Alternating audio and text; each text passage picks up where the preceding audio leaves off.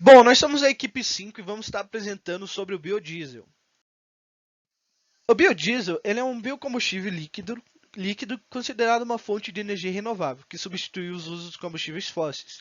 Ele é produzido então a partir de fontes vegetais ou animais, e por isso ele é um produto natural e biodegradável com baixo teor poluente. Ele representa aí uma alternativa para substituir os combustíveis derivados do petróleo, os quais são muito mais poluentes. A história do biodiesel dá entre 1895 com dois grandes visionários chamados Rudolfo Diesel e Henry Ford, que eles descobriram que através dos óleos vegetais dariam para ter um combustível. Porém, na prática não deu muito certo. Então, cerca de 100 anos acaba surgindo um processo chamado transesterificação, que possibilita a produção do biodiesel. O biodiesel vegetal ele pode ser obtido de diferentes fontes, como soja, girassol, mamona ou simplesmente o óleo de fritura doméstica que você tem aí em casa. Para que ele seja obtido, é preciso separá-lo do óleo vegetal por meio de algumas reações químicas. Isso é feito por dois processos, dos quais mais usado é a transesterificação.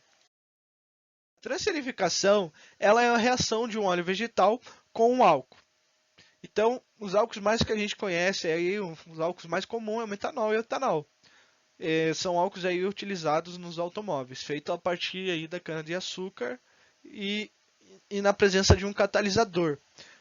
O que seria um catalisador? Catalisador ele acaba sendo uma substância que acelera o processo químico que produz o biodiesel e, sobretudo, a glicerina. A glicerina, onde a gente consegue encontrar? Ela acaba sendo um dos produtos usados nos sabonetes. Então, se você tem sabonete aí, provavelmente tem glicerina nele.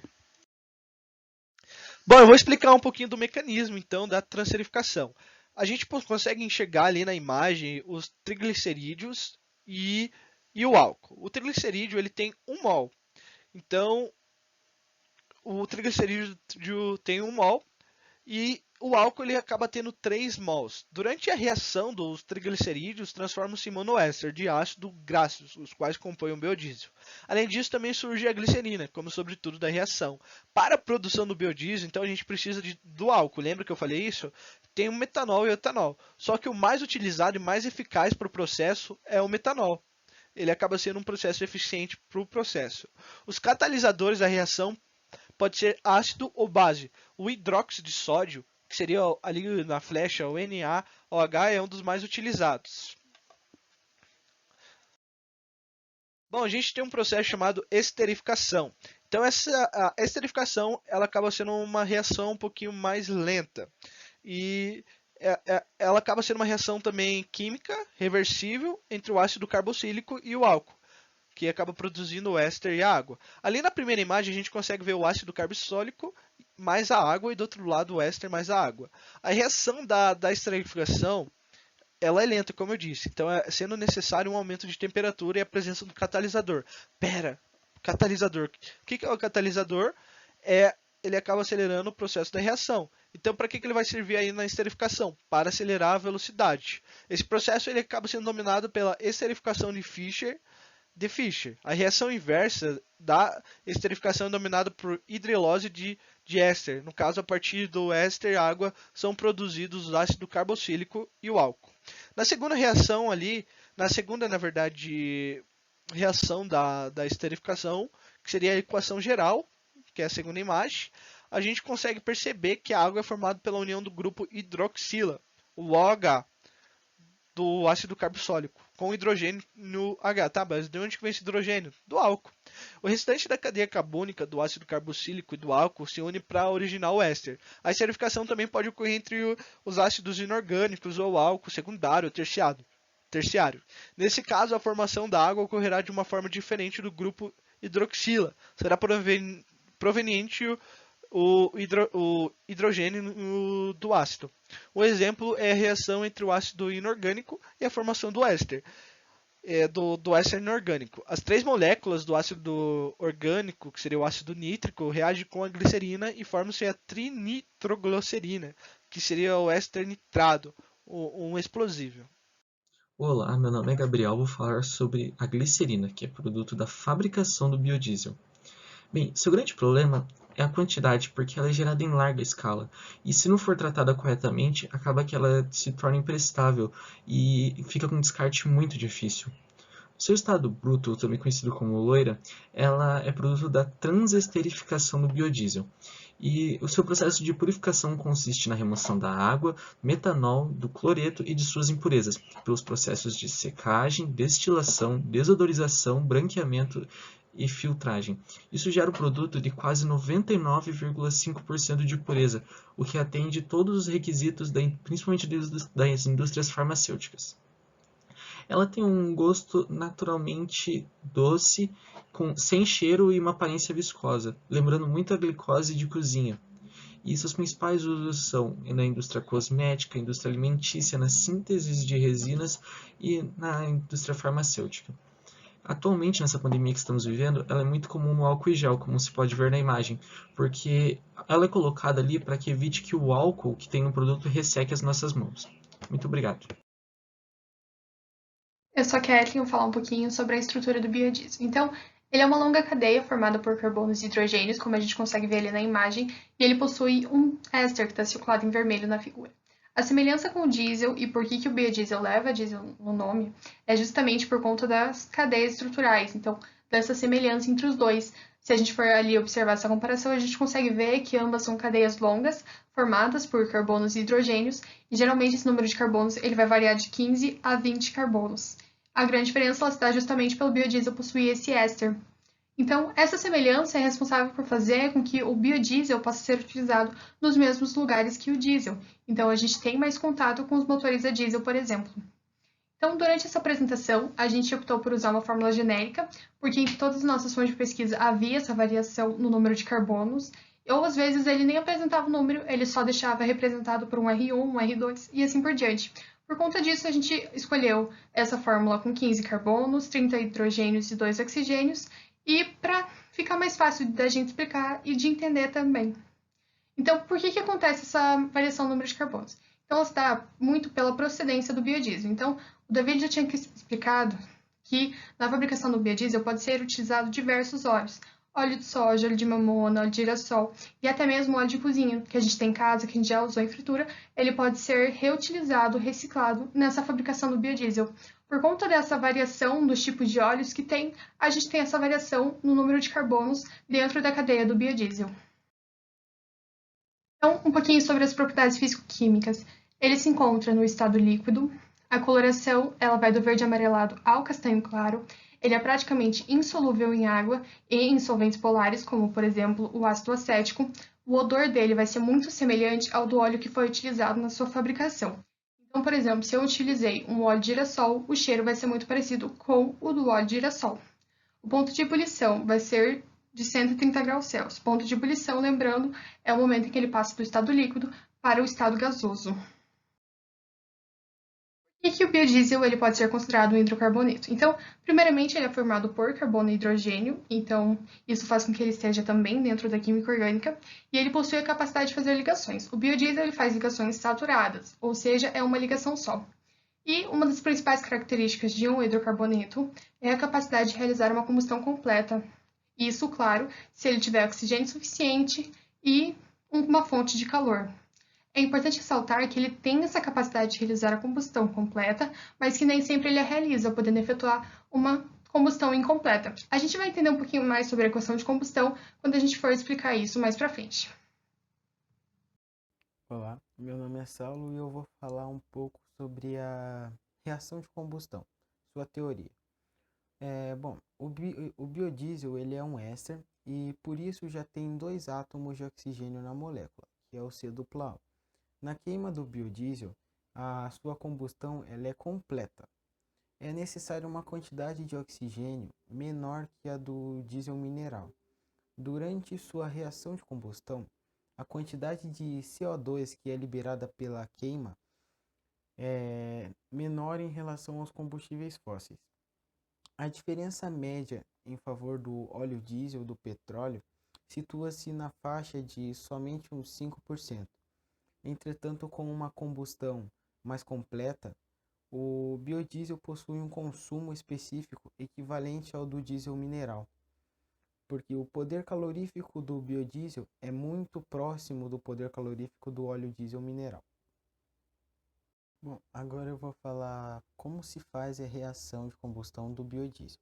Bom, primeiramente nós pegamos uma fórmula genérica do biodiesel, que é a C15H30O2. Ela é uma fórmula genérica porque ela pode variar. Bom, para fazer a combustão nós precisamos da fórmula genérica mais o O2. Sempre tem que ter o O2, senão nós não conseguimos fazer a combustão. Essa reação sempre vai gerar o dióxido de carbono, que é o CO2, e a água, que é o H2O. Isso se a combustão for completa. Segundo Lavoisier, tudo que você tem de um lado sempre vai aparecer do outro lado, porque nada se perde e tudo se transforma. Empalar os dois lados.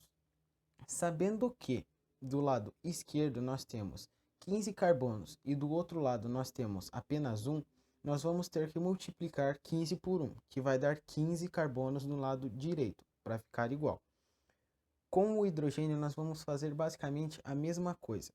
Nós vamos ter que achar um número 30. Nós temos que achar um número que multiplicado por 2 vai dar 30. Esse número é o 15.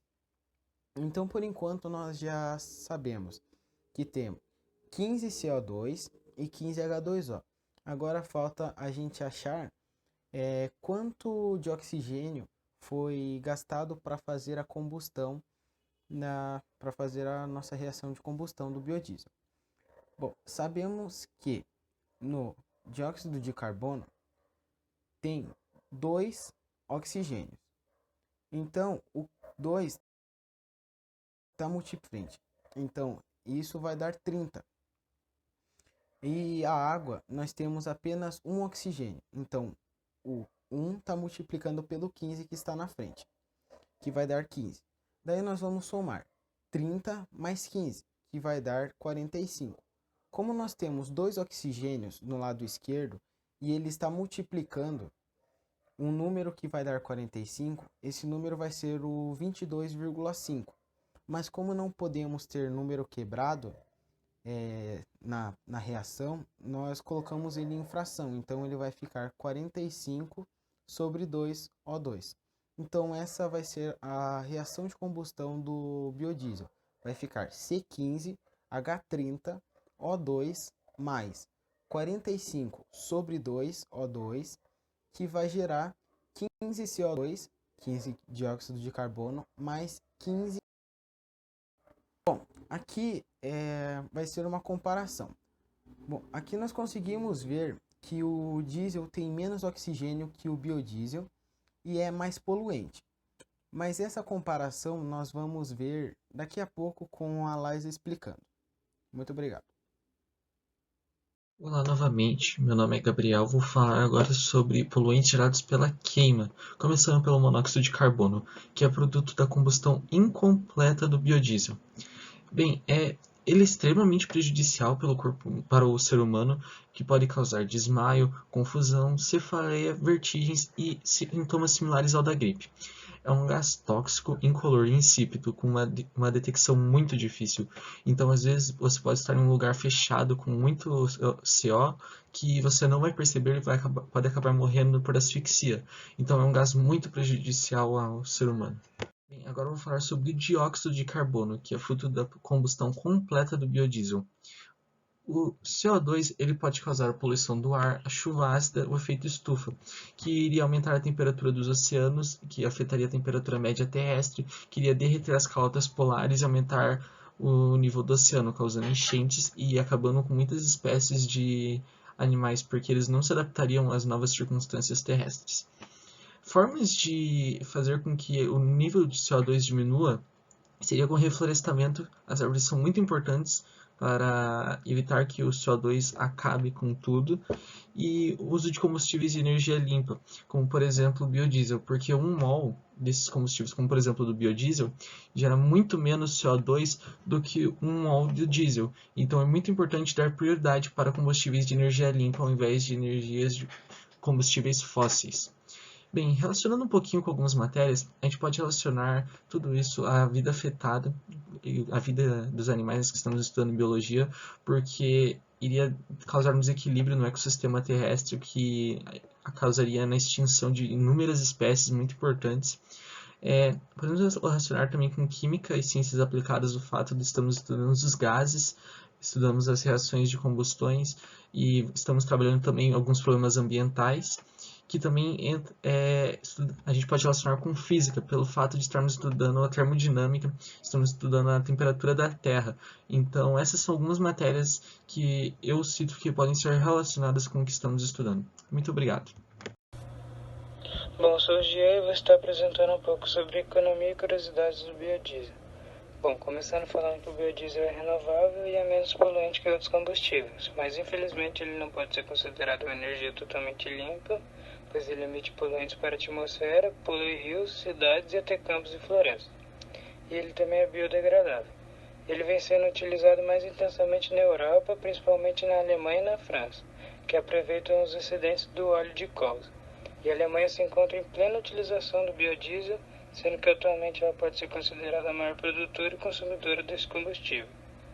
Bom, no quadro comparativo apresentado, podemos ver que o biodiesel sai mais em conta do que outros combustíveis na base de quilômetros por litro, custando apenas R$ 1,24, enquanto a gasolina custa R$ 2,70, o diesel B2 R$ 1,27, o diesel B7 1,29 e o etanol 2,94.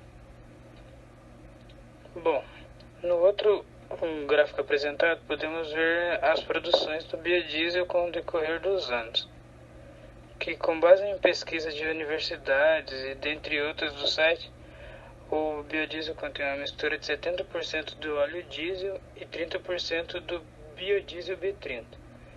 E, além disso, a medida agrária é cerca de 14 bilhões ao PIB de 2013 e uma elevação estimada de 0,3%. Com base em dados da FIPE de 2008 a 2011, quando a mistura do biodiesel no litro de diesel subiu de 2% para 5%, e a geração de riquezas agregadas pela produção do biocombustível ao PIB foi de 12 bilhões. No mesmo período, a produção representou uma economia de 11,5 bilhões em importações de diesel fóssil. Bom, resumidamente foi isso e obrigado pela atenção. Oi, eu sou a Laís, eu vou falar um pouquinho sobre os problemas ambientais. O biodiesel ele é considerado um combustível ecológico, tanto por ele ser renovável, quanto por ele apresentar uma suposta diminuição na emissão de dióxido de carbono. Porém, é preciso levar em conta, primeiramente, a produção. Na produção, existem alguns sistemas, como a avaliação do ciclo de vida, a avaliação dos impactos ambientais e a matriz de Leopold, que levam em conta as correlações de causa e efeito e mostram que, no caso das matérias-primas, o metanol ele é uma opção que vai gerar maior dos impactos negativos na produção do biodiesel. Então, a produção, ela necessariamente precisa vir a partir do etanol, assim como a gordura animal também não é uma boa opção na questão ambiental, e a produção do biodiesel, ela necessita ser a partir dos óleos vegetais. Porém, mesmo sendo óleo vegetal, a produção a partir da soja, que é a mais comum no caso do Brasil, ela também vai apresentar grandes impactos negativos ambientalmente, primeiramente, pois na produção da soja sempre são muito utilizadas máquinas e produtos químicos. E na questão socioeconômica, a soja ela apoia grandes fazendeiros e a monocultura. Então, a produção que vai ser apoiada pelo Programa Nacional de Produção de Biodiesel é a produção a partir dos óleos de mamona ou de dendê, que tem impactos ambientais, menores impactos ambientais que são negativos, e também na questão socioeconômica apoiam pequenos produtores do norte, do nordeste e centro-oeste brasileiro. Uma outra opção também que é adicionar o óleo de fritura na produção do biodiesel. Como sabemos, ele é muito prejudicial para o meio ambiente se descartado de forma incorreta, então ele pode ser adicionado na produção do biodiesel. Além disso, um projeto da Petrobras, busca produzir biodiesel a partir de microalgas, que, dentre muitas vantagens, a principal delas seria a capacidade maior de absorção de CO2, o que nos leva à próxima questão. A questão a ser considerada seria a combustão do biodiesel. Como podemos ver aqui nesse exemplo, de uma comparação da combustão do biodiesel com o diesel, é possível perceber que a liberação de dióxido de carbono em ambos vai ser, sim, a mesma ou muito parecida, dependendo da variação da matéria-prima. Porém, o que vai fazer com que o biodiesel ele promova uma diminuição do dióxido de carbono vai ser porque ele apresenta um ciclo fechado, que é quando o biodiesel é produzido a partir dos vegetais, essa plantação dos vegetais é capaz de absorver a quantidade de dióxido de carbono liberado pela queima do biodiesel. Então, é por isso que é necessário explicar toda aquela parte da produção, pois vai depender muito do tipo de produção, e é por isso que, por exemplo, não se vantajoso produzir o biodiesel a partir de gordura animal, pois vai ser a produção do biodiesel que vai definir se ele vai ou não promover uma diminuição do dióxido de carbono. Inclusive, no Brasil, desde 2014 existe uma lei que faz com que o diesel que chega até o consumidor final tenha pelo menos 7% de biodiesel na sua composição. Então, falando sobre a importância da diminuição do dióxido de carbono na atmosfera, é necessário notar que o CO2 ele é fundamental para a sobrevivência na Terra, pois ele é responsável por manter a temperatura do planeta. Porém, o ser humano produz o dióxido de carbono em excesso, e estudos mostram que, a partir da Revolução Industrial, a quantidade aproximada de dióxido de carbono era de 280 partes por milhão, e até atualmente esse nível aumentou para 415 partes por milhão. E isso é muito agravante, pois esse excesso intensifica o efeito estufa e provoca o aquecimento global. Inclusive, exemplos atuais seriam os aumentos das temperaturas e o derretimento das calotas polares. Além disso, o excesso do dióxido de carbono ele também provoca a acidificação das águas. Então, como conclusão, a gente poderia citar as duas principais vantagens do biodiesel, que seria, primeiramente, que ele é renovável e diminui a utilização do diesel, que provém do petróleo, e o petróleo é um recurso finito. Então, mesmo que a liberação de dióxido de carbono fosse a mesma, a vantagem já seria a diminuição da utilização do petróleo. Porém, a segunda vantagem é que, no caso, dependendo da produção, o biodiesel ele pode, sim, promover a diminuição do dióxido de carbono na atmosfera. Então, a gente pode concluir que o biodiesel, sim, pode ser melhor do que o diesel. E aqui estão as fontes que nós utilizamos para fazer esse trabalho.